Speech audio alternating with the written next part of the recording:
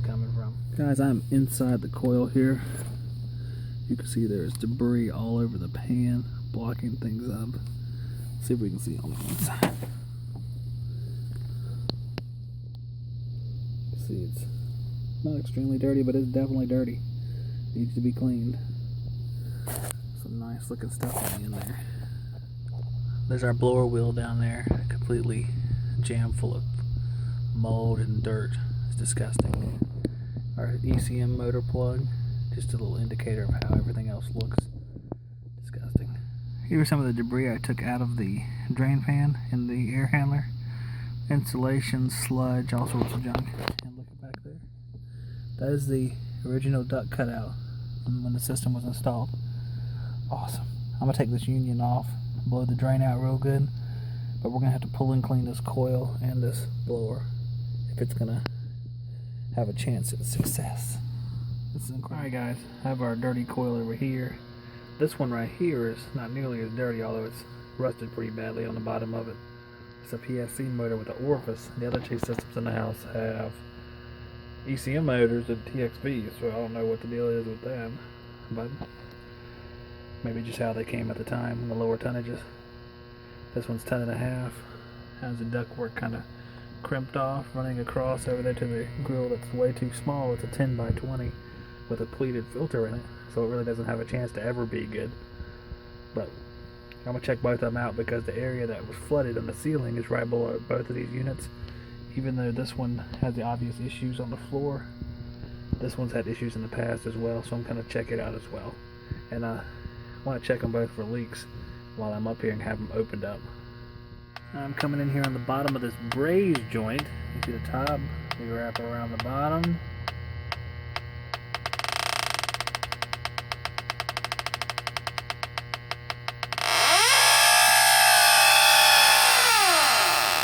Leaking on the braze joint. Unbelievable. Okay guys, we have the H10 on the other coil. TWE 031 E1 3FB1. We're going to just insert it into the bottom part of the coil. This one was so dirty and grunged up that it is likely that it will leak, and I might know already actually.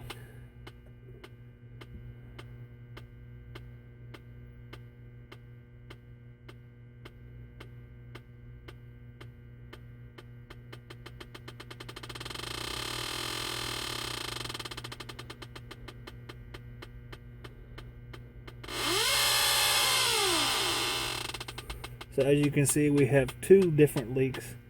One on this evaporator coil, one on the braze joint on the 10.5 air handler for the finished room over the garage. Let's try it one more time.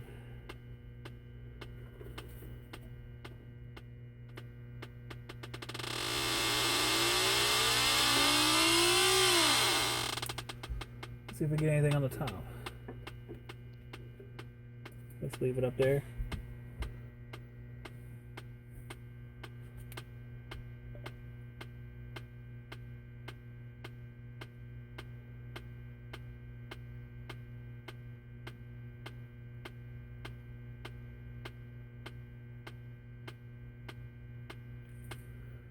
Nothing coming across up there.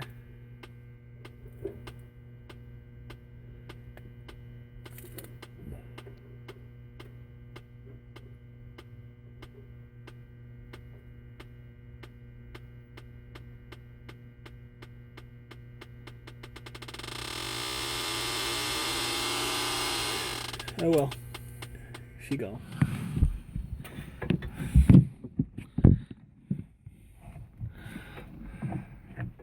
I'm gonna blow out this drain. I don't want to hear any shit about vertical video disease either.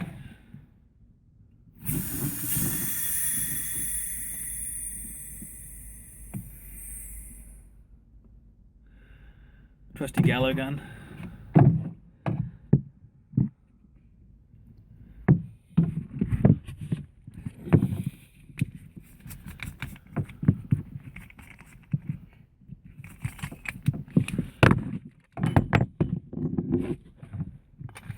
Go ahead and do two of them.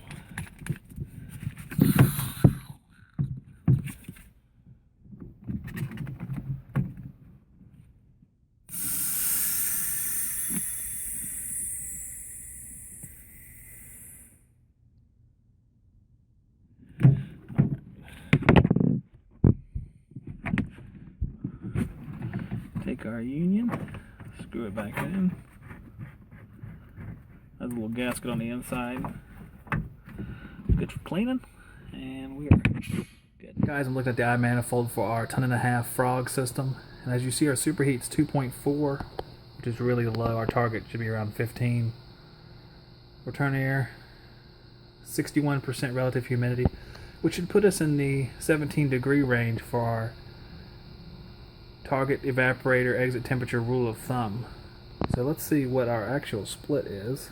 Actual split's 20.5, indicating we have low airflow, and that goes along with the superheat being 1.9, 2.3, as you see fluctuating there. Superheat definitely too low.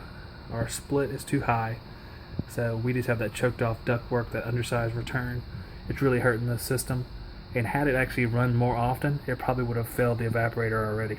See guys, we are on the airside psychometrics part of the eye manifold system performance, and we see we have an estimated airflow per ton of 322 and an estimated airflow total of 482, and I think that's probably about right. That sounds about right for this system. You see our temperature, target temperature split is 17.2 like we discussed a minute ago. 20.7, it's a big deviation. A lot of dehumidification obviously because of our airspeed. So this one's just having a problem. It's had the problem for a long time. Guys, we're looking at the other system. As you see, everything looks relatively good until you look at the target over here. That's probably because of my probe placement. I placed it in a return close to the system, but there's another return that has a longer duct run that would have warmer air in it. So that's just, it's probably on me as far as the probe placement. It should be a little bit higher. Probably not 83-degree target, but probably something in between those two. Our head pressure target's right on.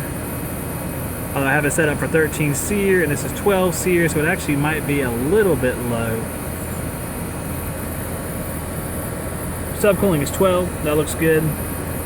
Airflow is going to be good because the ECM motor, and it was pushing the correct airflow before. It had a time doing it, but it was pushing the correct airflow. The main issue here is the airflow has to be a certain speed because of the age of the ductwork and the length of the run. If it goes too slow, it warms up too much before the end of the run. This is the old house with the ductwork in it from a prior video. But the ductwork was repaired to a certain degree, so it performs much better. But as you can see, 83.4 is a little high. And there might be a little bit of an issue with that valve as well, producing a little bit too much, or letting a little bit too much refrigerant go through. 83.4 is kind of high. I don't think there's any airflow that's going to warrant that up there. But looks a little bit better than the other system. Still kind of rapidly in the other way, swinging as far as suction pressure. The other one's too cold on the coil. This one has too much crap on the coil, but I cleared some of that off. But it's just a mess. The coil has to come out anyway. We put refrigerant in it a while back. It doesn't need refrigerant right now, but it will again soon, I'm sure. Unless we change the coil. But there's our trains for today. These trains were stopped by the installers.